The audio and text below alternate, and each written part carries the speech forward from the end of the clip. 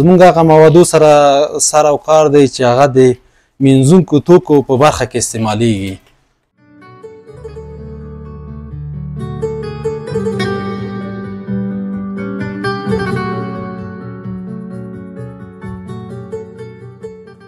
موږ سره خپله تولیدي ډاکټران موجود دي چې هر یو فارموله موږ چک کیږي، سټنډرډ نړیوال هغه معیار ته برابریږي، بیا هغه نه وروسته موږ بازار خپلو هیوادوالو ته مخې ته وړو.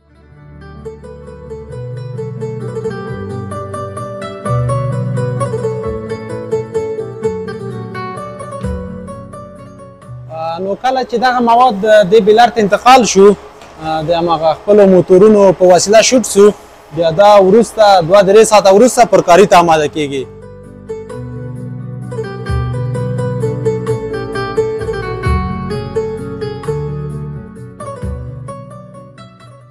مواد شوینده سکتور کې الحمدلله د افغانستان ډېر لوی پرمختګ کړی ده.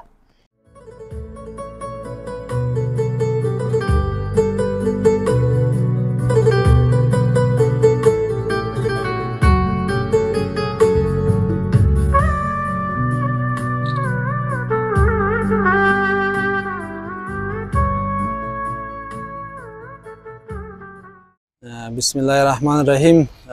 سلامونه او نیکې هیلې کلیوال صاحب تاسو ته، تاسو همکارانو ته او لیدونکو ته. نوم مې حسیب الله فطرت دی، د میربتزاده د مینځونکو او تولیدي توکو شرکت د تولید مسؤل. تاسو ته ښه راغلاست وایو چې زموږ کارخانې ته راغلی او د افغاني تولیدات نه لیدنه کوئ. نن له خیره غواړو چې تاسو ته وطني تولیدات وښیو چې په دې برخه کې موږ سره ظرفشویي، لباسشویي، دستشویي، شیشه پاک او ځینې نورې توکي دي چې دا انشاءالله نږدې نه سره ګورو او په اړه به یې لیدونکو ته او تاسو ته معلومات وړاندې کوو.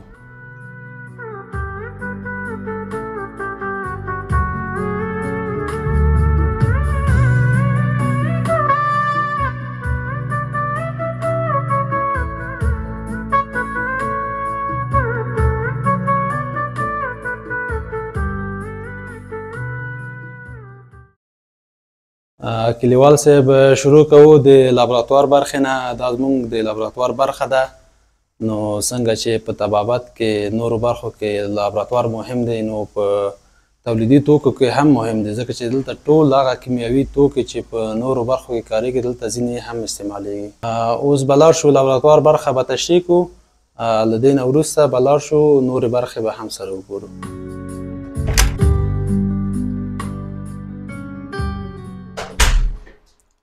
کلیوال صاحب دا د لابراتوار برخه ده. نو د شرکت یا د هر فارمولیشن شروع له دې نه کیږي. موږ چې کله یو فارموله ترتیب کوو او یا یې هم تولید نه وروسته چک کوو، نو دواړه برخې کارونه هم دلته کیږي. نو دلته دغه کیمیاوي موادونه دي چې تاسو ته تصویر کې ښکاري، او دا مکسر دی چې موږ پکې کار کوو، او دا د هیټینګ ماشین دی، ځینې نور ماشینونه هم شته. نو کله چې دلته موږ یو فارمولیشن شروع کوو، موږ 1 لیټر نه شروع کوو. هغه په 1 لیټر کې جوړوو، په هغه باندې تجربې کوو، هغه چک کوو. تقریبا دې باندې ډېر وخت لګېږي. البته موږ چې کله یو فارمولیشن جوړوو دې باندې په میاشتو وخت لګېږي تر څو دا جوړو دلته د دې لپاره چې دا د خلکو جل ته، د خلکو سترګو ته ضرر ونه رسوي. نو دا دلته اول چک کوو، هغې نه وروسته بیا ځو غټو مکسرو کې تولیدوو. نو عملا اوس موږ غواړو چې دلته یو دستشویي ترتیب کړو چې تر څو لیدونکی هم وګوري چې دا له کوم ځای نه شروع کیږي او کوم ځای کې ختمیږي. نو د تولید په برخه کې دا ضرور دی چې باید له ماسک نه، دستکش نه او خولۍ نه استفاده وشي تر څو چې جلد ته او سترګو ته تاوان ونه رسېږي. نو موږ دې ځای نه دستکشې، ماسک او خولۍ اخلو او په هماغه ترتیب مخ ته ځو.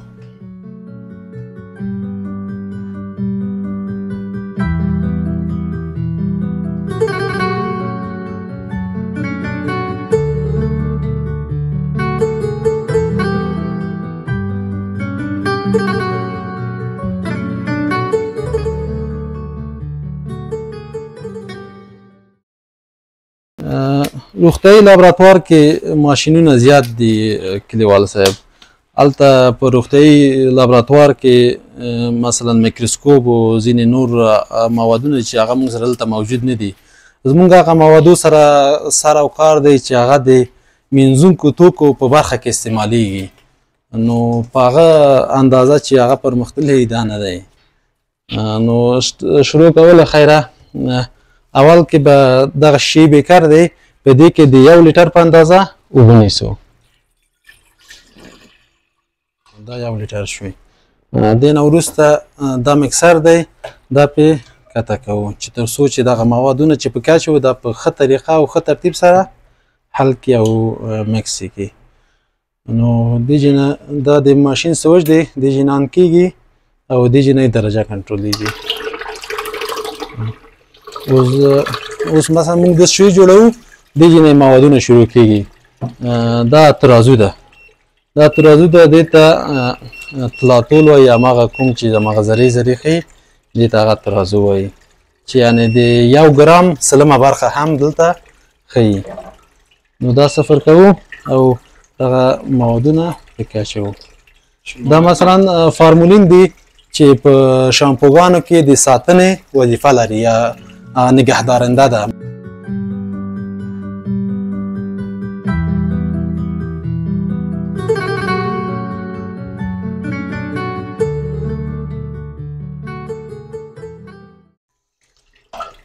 دې نه وروسته پکې ایډیټا استعمالوو چې دا د شفافیت وظیفه لري په شامپوګانو کې. دا د 1 ګرام په اندازه استعمالوو. دا 1 ګرام شو، دا پکې اچوو تر څو چې په ښه طریقه دلته حل شي.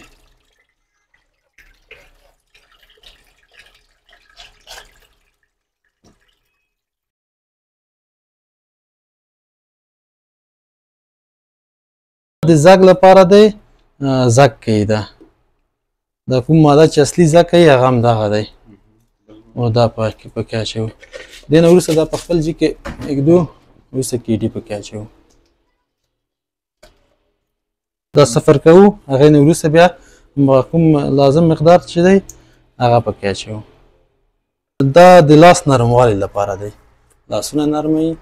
او دې نه وروسته کوکو بیوتاین اچوو. کنډیشنر دی، هم زګ لپاره کار کوي، هم شفافیت راولي.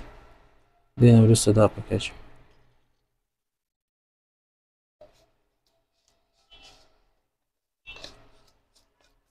او دې نه وروسته ګلیسرین پکې اچوو. دا نرموالی راولي او بل لاسو ته غوړ ورکوي، غوړوالی پیدا کوي، یعنې نه پرېږدي چې لاسونه وچ سي، کریمي خاصیت ورکوي. دې نه وروسته پکې عطر اچوو چې کوم زموږ د مایل مطابق وي. څوک پکې لیمو اچوي، څوک پکې د مڼې اچوي، څوک پکې توت زمیني اچوي. نو د ګلانو عطرونه هم دي، ریډ روز دی، فرش روز دی، وایټ روز دی. نو هر یو چې د انسان د طبع خوښ وي، مثلا زما دی ریډ روز، دا زما خوښ دی، زه پکې دا اچوم. دې نه وروسته عطر پکې اچوو.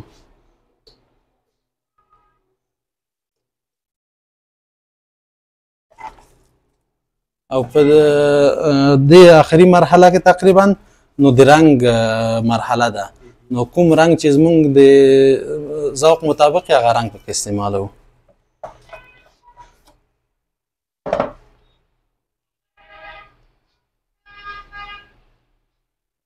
دا د مثال زما ګلابي رنګ خوښیږي، ګلابي رنګ هم پکې واچوو. دا دې صحنې ته ورسېده. دې نه وروسته د مالګې نمبر دی، مالګه پکې اچوو، غلظت ورکوو او زه د خیره درته تولید ځای ته.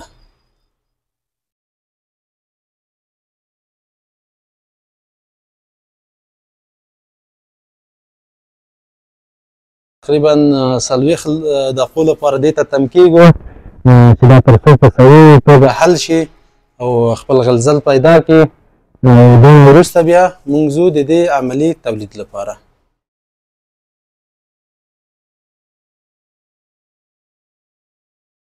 دا آماده شو، بس دې نه وروسته موږ ځو په دې باندې عملاً په غټو مکسرو کې کار کوو. دا به دې جنه ګل کو او سرعت به یې کم کو. د نه وروسته مونږ په غټو مکسرو کې تولیدوو تر څو چې دا بازار ته عرضه کړو.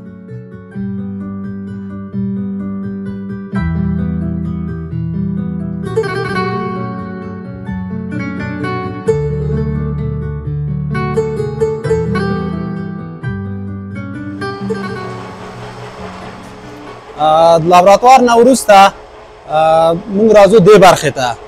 دا زمونږ د خام سټور برخه ده، یعنې خام موادونه چې مونږ دلته ساتلي دي چې په هغه کوم موادونه چې مونږ هلته استعمال کړو، مثلا فارمولین و، بیز و، ډیټې و، کیډي و، بیتاین و، دا ټول په همدې ساحه کې سټور شوی دی.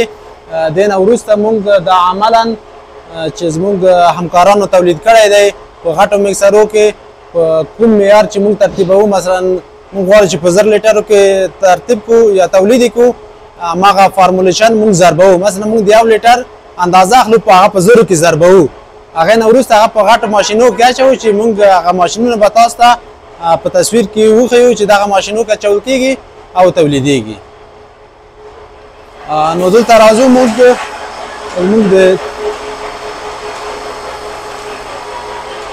دا زموږ د تولید برخه ده.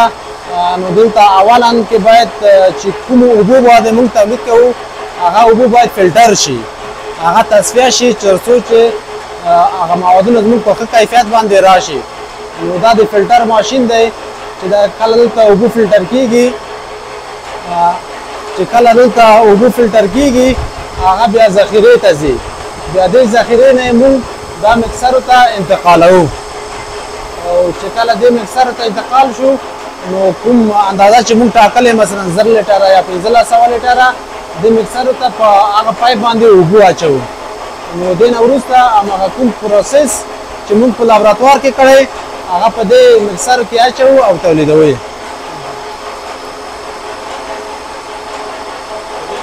دا تقریبا 1 ساعت وخت نیسي.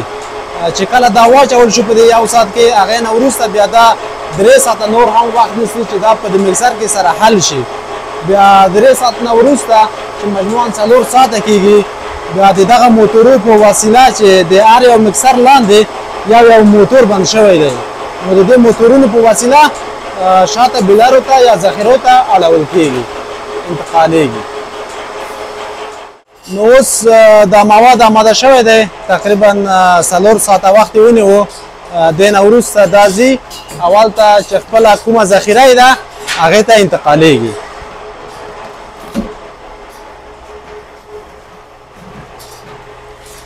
دا د دې ذخیره ده. مونږ په دې کې سور رنګ البته تولید کړی دی. دا سور رنګ په دې خپله ذخیره کې شوټ کېږي.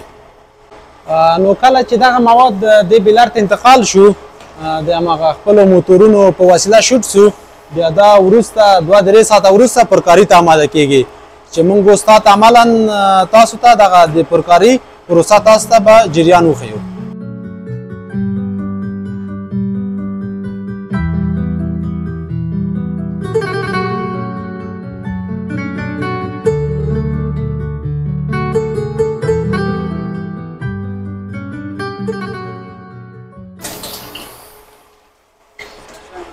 دا کله چې موادونه د ذخیرو ته انتقال شو، هغې نه وروسته په دغه بوتلو کې چې زموږ په خپل هیواد کې دا تولیدېږي، هر څوک هر شرکت ځان ته خپل قالبونه لري، نو په خپل هغه بوتلو کې پرکاري کوي او هغې نه وروسته ګدام کېږي او بازار ته عرضه کېږي.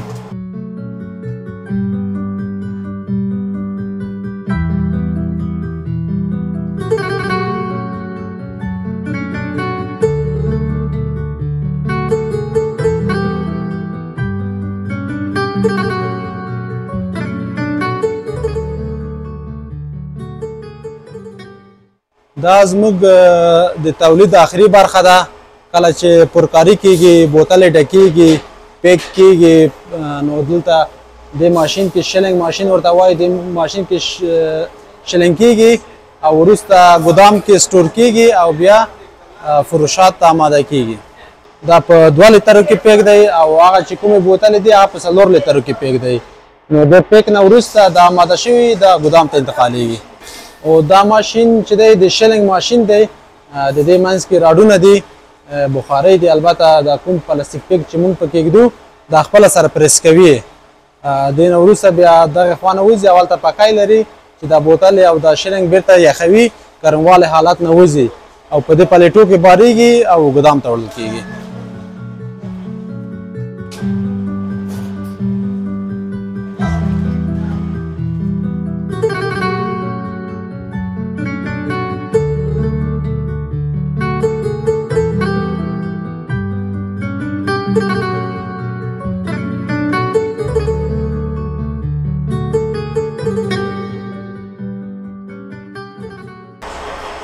دا زموږ د کارتن پیکینګ برخه دی.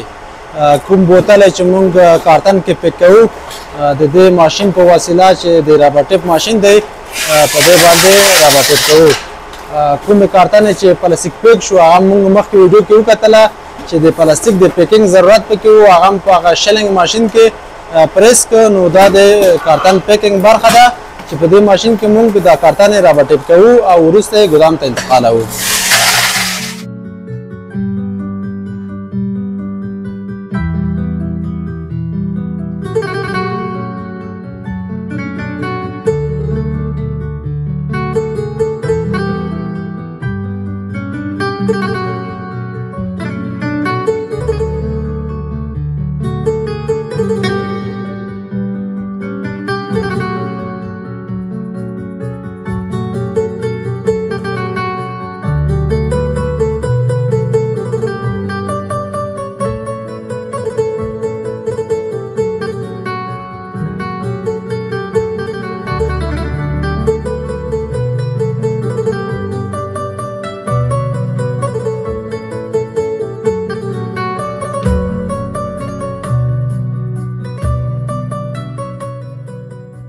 دا موادونه چې کوم یو موږ په شیلنګ ماشین کې پیک کړه نو دې نه وروسته دا دلته په ګدام کې سټور کېږي چې کله د بازار ضرورت شو بیا دا وروسته دې ځای نه بیرته په همدې پلیټو کې موټر کې بارګیري کېږي. نو دا د سټور ځای دی چې د هر یو رنګ او هر یو برانډ دا ځایونه پکې معلوم دي.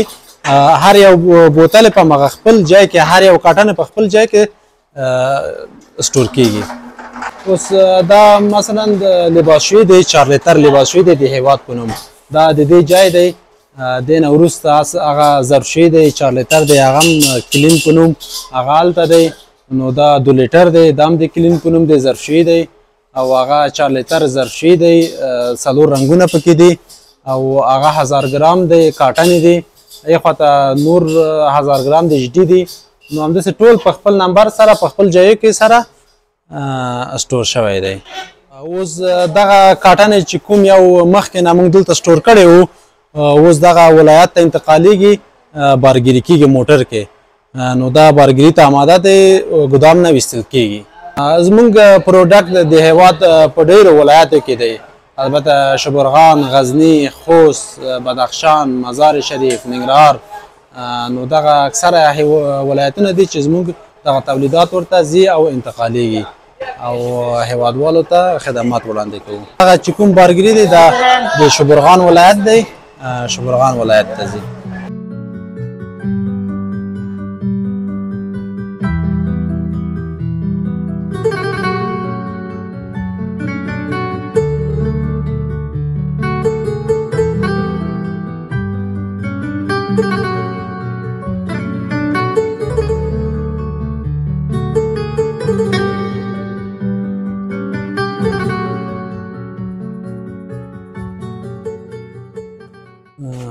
کلیوال صاحب دا زموږ د سټیکر اتاق دی چې موږ په خپل اصطلاح کې ورته سټیکر خانه وایو.